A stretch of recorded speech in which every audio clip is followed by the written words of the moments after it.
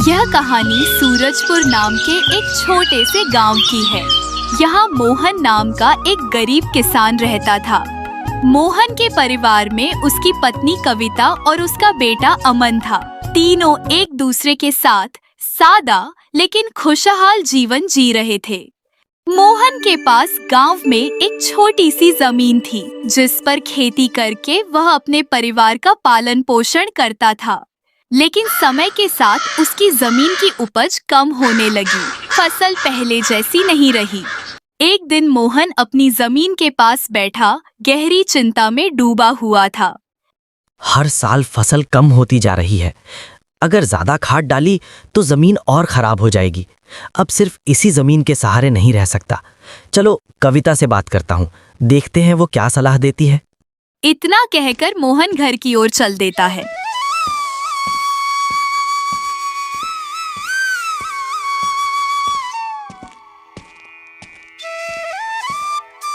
अरे कविता, मैं कह रहा था हमारी जो ज़मीन है वो अब पहले जैसी उपजाऊ नहीं रही।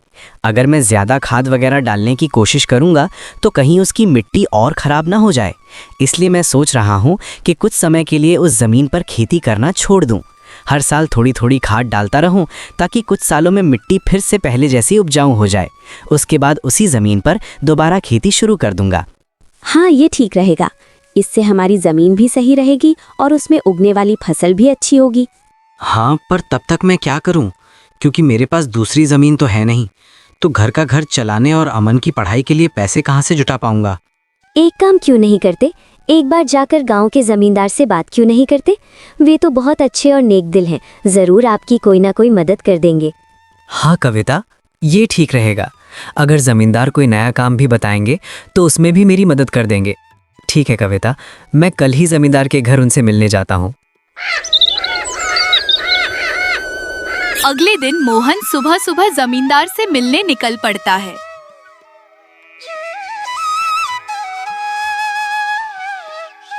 जमींदार के घर के बाहर पहुंचकर वह जमींदार को आवाज लगाता है।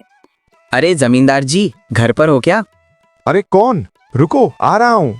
इतना कहकर जमींदार बाहर आने लगता है। अरे आओ मोहन भाई, बोलो क्या हुआ? कुछ काम था क्या? हाँ भाई, आपकी एक मदद चाहिए थी। हाँ बोलो ना भाई, किस प्रकार से मैं तुम्हारी मदद कर सकता हूँ?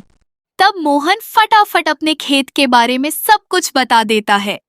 तो इसमें परेशान होने की क्या बात है? भाई, मेरे पास एक ही ज़मीन है जिस पर खेती करके मैं अपने परिवार का खर्च चलाता हूँ और मुझे खेती के अलावा कोई दूसरा काम भी नहीं आता। अब मुझे समझ नहीं आ रहा कि मैं क्या करूँ। भाई, खेती के अलावा दूसरा काम क्यों करना? तुम ऐसा करो, मेरे पास गांव के बाहर एक जमीन है, तुम उस पर खेती करो। पर इससे तो आपका नुकसान हो जाएगा। नहीं, इससे कोई नुकसान नहीं होगा। इसी बहाने मेरी जमीन की देखरेख भी होती रहेगी, क्योंकि अब मेरे पास समय ही नहीं रहता और मेरा बेटा भी बाहर है। इससे तुम्हारा भी भला हो जाएगा और मेरी थोड़ी जिम्मेदारी भी कम हो जाएगी। ठीक है भाई, अगर ऐसी बात है तो मैं कल से ही खेत में काम करने चला जाऊंगा। इतना कहकर मोहन घर की ओर निकल जाता है। अजय अपने घर पहुंचकर सारी बात कविता को बता देता है। ये तो बहुत अच्छी बात है। अब हमारी सारी चिंता ही खत्म हो गई। हाँ भाग्यवान, अब मैं ज़मींदार के खेत में खूब मेहनत करूंगा और कोशिश करूंगा कि एक दो और खेत खरीद लूं, ताकि भविष्य में अगर कोई समस्या आए तो हम पहले से ही तैयार रहें।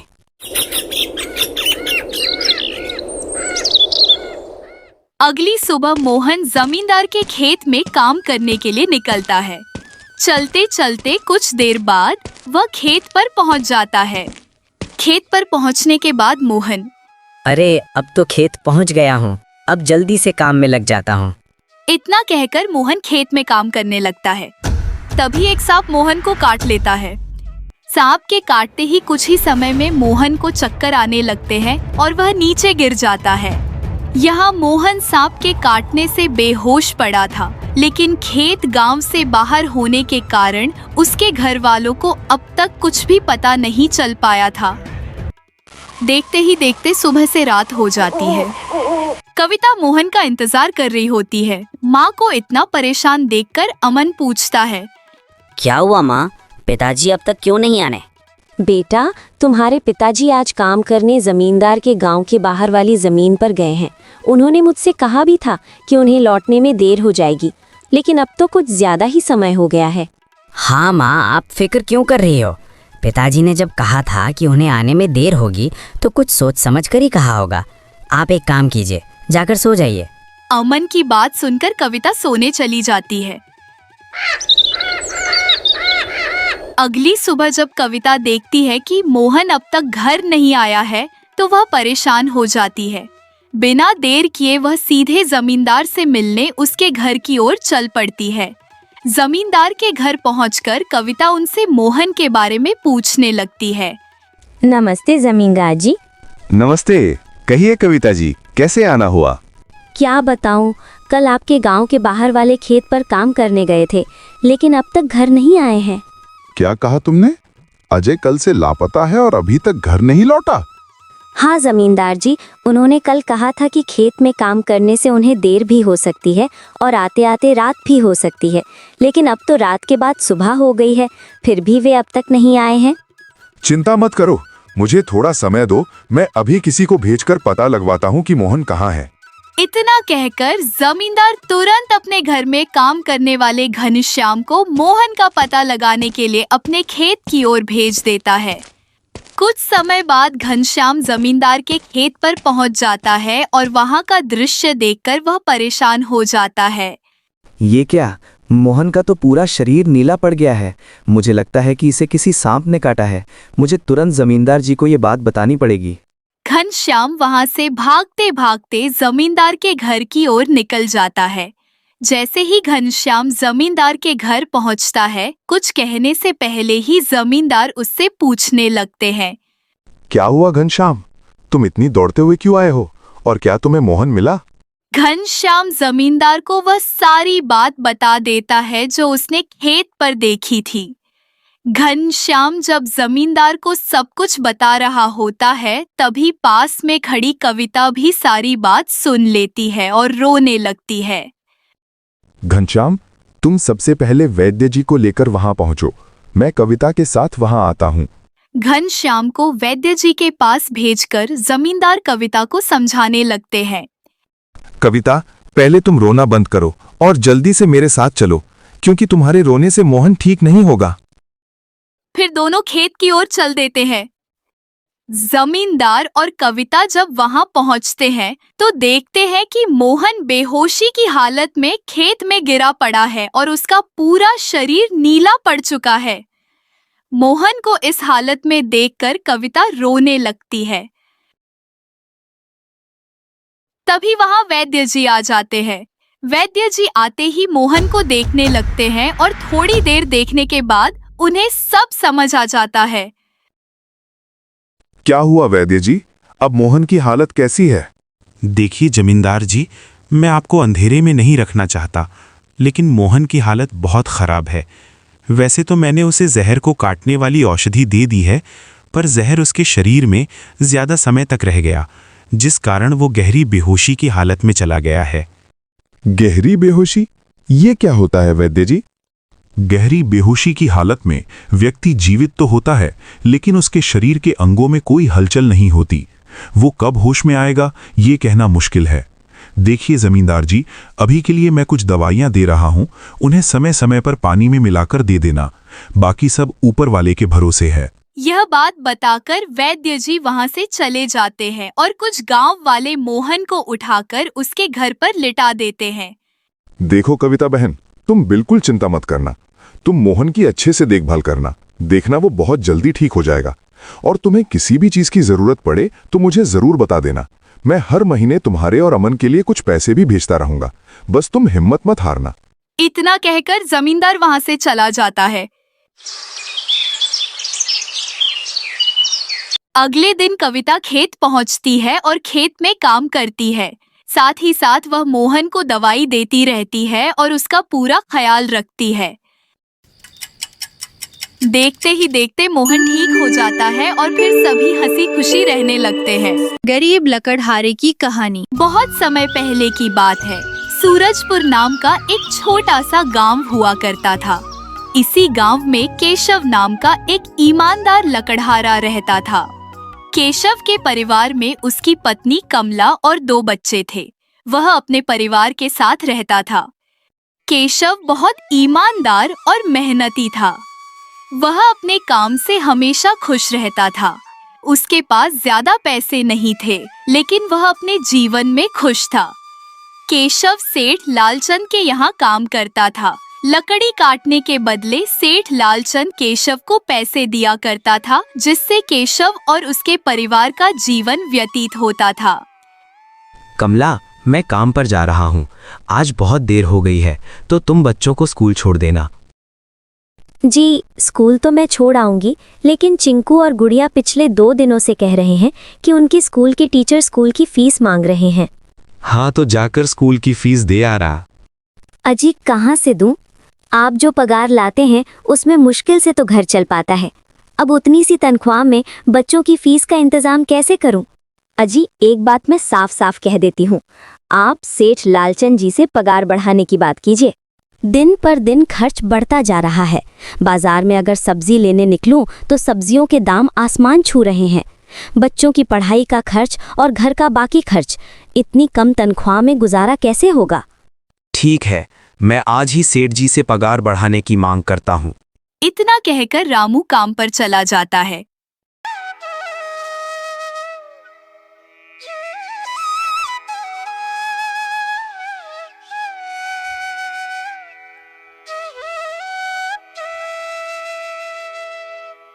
अरे भाई, आज तो पगार का दिन है।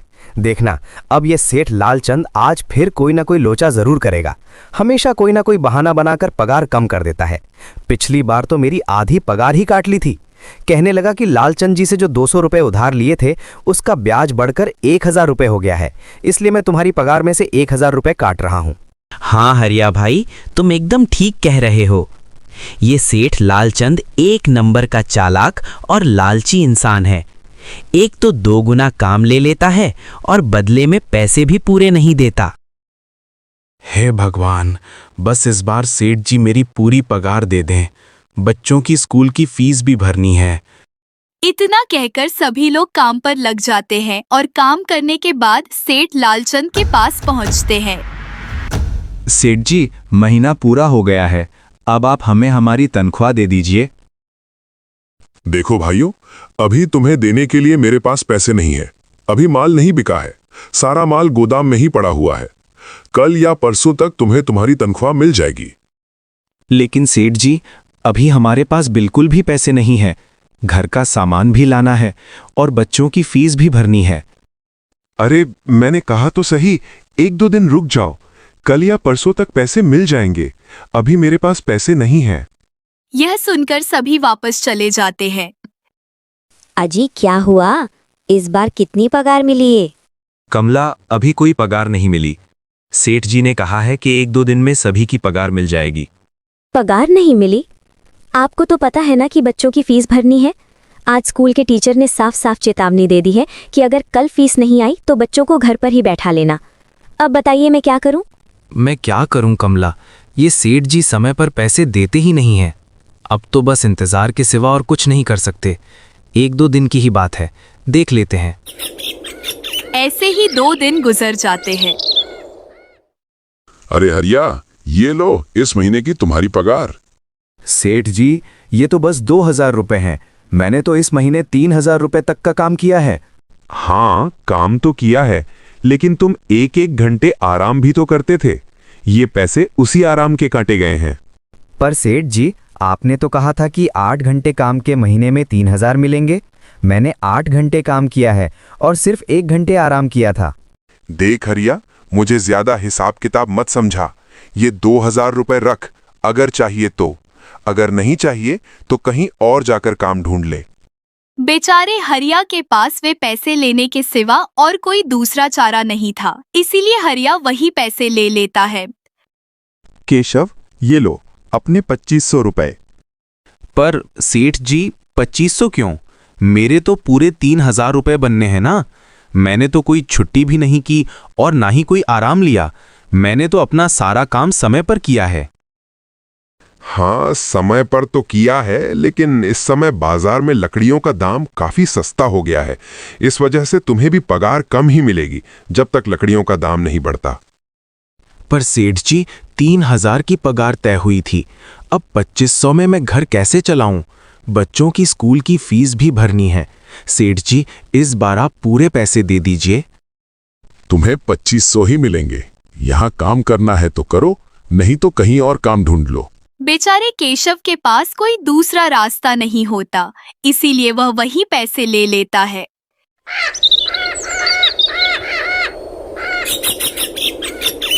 अरे भाई, ये सेठ लालचंद एक नंबर का बेईमान इंसान है। सारे पैसे अपनी जेब में भर लेता है और बहाने बनाता है कि लकड़ियों के दाम सस्ते हो गए हैं।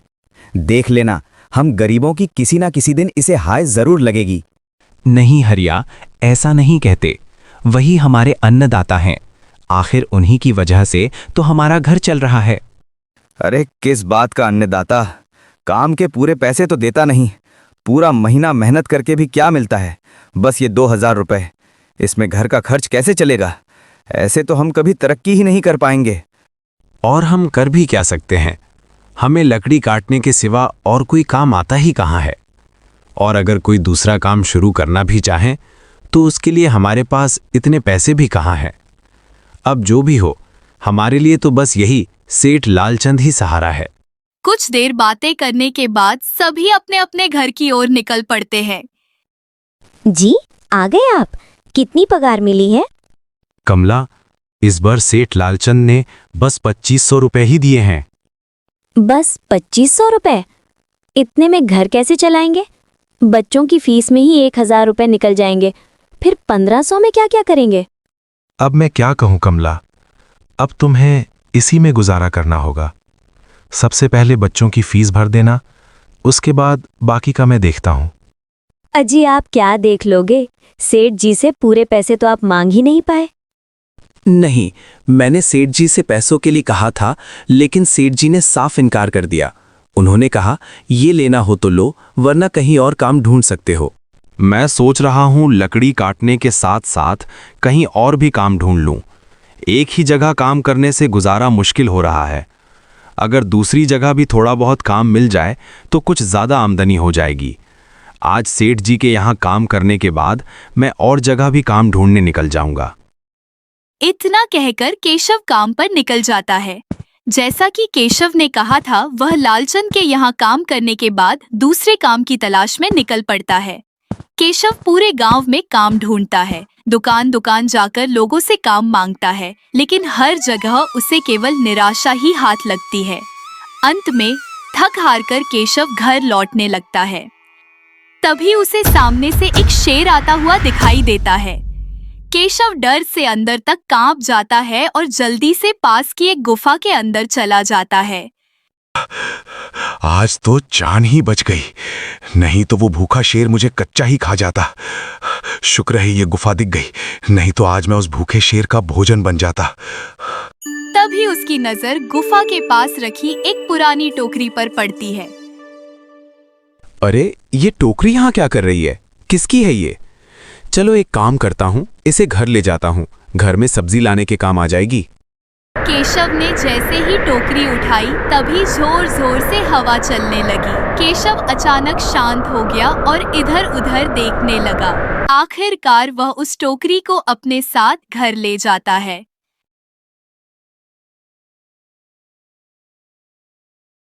केशव घर आ जाता है। अजी, ये टोकरी कहाँ से मिली? आप ये कहाँ से लाए? तब केशव सारी बीती हुई कहानी बता देता है।